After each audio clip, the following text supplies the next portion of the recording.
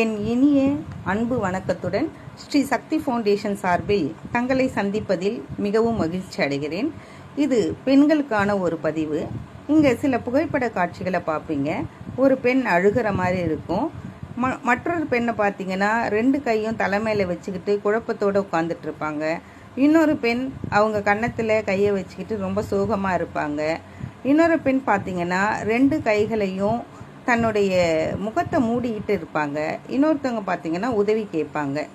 இந்த பெண்களுக்கு ஏன் இப்படியெல்லாம் ஒரு பிரச்சனைகள் நடக்குதுன்னு பார்க்கும்போது அவங்க கணவரையோ இல்லை மற்றவங்களையோ சார்ந்து இருப்பாங்க. என்னைக்கு இவங்க அதெல்லாம் நிறுத்த சொல்கிறாங்களோ அப்போ தான் இவங்க வாழ்க்கையில் முன்னேற்றத்தை காண முடியும். அதுக்கு என்ன செய்யணும்னா, பெண்கள் யாரையும் எதிர்பார்க்காமல் தன் சொந்த காலில் நின்றால் மட்டுமே எந்த பிரச்சனையாக இருந்தாலும் எதிர்கொள்ள முடியும்.